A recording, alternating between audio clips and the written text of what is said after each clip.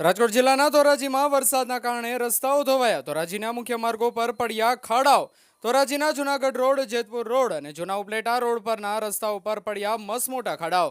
રસ્તા ઉપર ખાડા પડતા વાહન ચાલકોને હાલાકી। રસ્તા પર પડેલા ખાડાઓમાં વરસાદી પાણી ભરાયાના કારણે વાહન ચાલકોને વાહન ચલાવવામાં હાલાકી।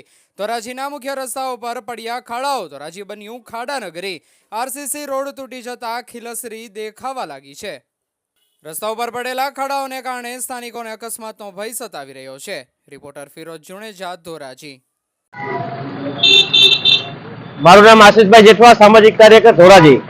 આજે ધોરાજીમાં 3 થી 4 ઇંચ વરસાદ પડતા જ આજે તંત્રની પોલ ચતી થઈ ગઈ છે। આ ધોરાજીના રસ્તા તમે જુઓ તો રસ્તાની અંદર કાયદેસરના તમને સિમેન્ટ રોડમાં ખીલાહારી દેખાય છે। આ તંત્રની પોલ ચતી થઈ ગઈ છે। આ ભ્રષ્ટાચારની પોલ ચતી થઈ ગઈ છે। મહત્વની વાત પણ એ છે કે જ્યારે આ રસ્તાનું કામ ચાલતું હતું ત્યારે ભારતીય જનતા પાર્ટીના એક આગેવાન જેનો કોન્ટ્રાક્ટર સાથે સીધી સંડોવણી છે તેમ ભાથેનમાંથી રોડ ઉપર હતા, ત્યારે જો આવા ભ્રષ્ટાચાર રોડ ઉપર કામ થતો હોય તો અમને લાગે છે આમાં એક આગેવાનનો પણ આમાં ભ્રષ્ટાચાર સાથે કંઈક સંપર્ક હોવો જોઈએ, તો જ આવા નબળા કામ થઈ શકે। તમારું નામ અને વિગત? મારું નામ જીતુભાઈ કોઠિયા। અત્યારે હું જેતપુર રોડ ઉપર વેપાર કરું છું અને ઓટો પાર્ટની મારી દુકાન છે। શું કહેશો રસ્તા બાબતે? ધોરાજીના રસ્તા આજે વર્ષોથી આ રસ્તાની હાલત બહુ ખરાબ જ છે।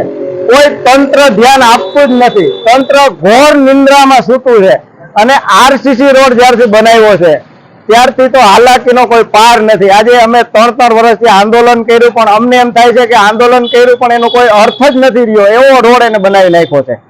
ખાડા કેવા છે? ખાડામાં તો જો કદાચ ભૂલે ચૂકે વાહન આવે કે કોઈનો પગ આવે તો એ મોટો અકસ્માત થવાની પૂરેપૂરી શક્યતા રહે છે એમાં। નામ અને વિગત? મારું નામ ધર્મેશ રાજ્યગુરુ, એક સામાજિક કાર્યકર।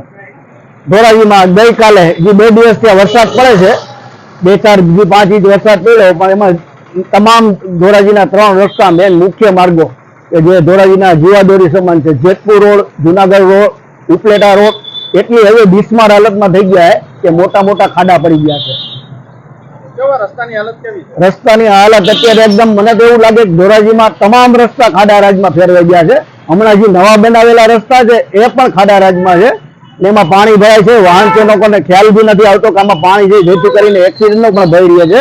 ને જે અત્યારે જે મચ્છરજન્ય રોગ છે, રોગચાળો આખા ગુજરાતમાં ફાટી નીકળ્યો છે, તો પાણીના ખાડા તાત્કાલિક દૂરી તો જેથી કરીને રોગચાળો અટકી શકાય।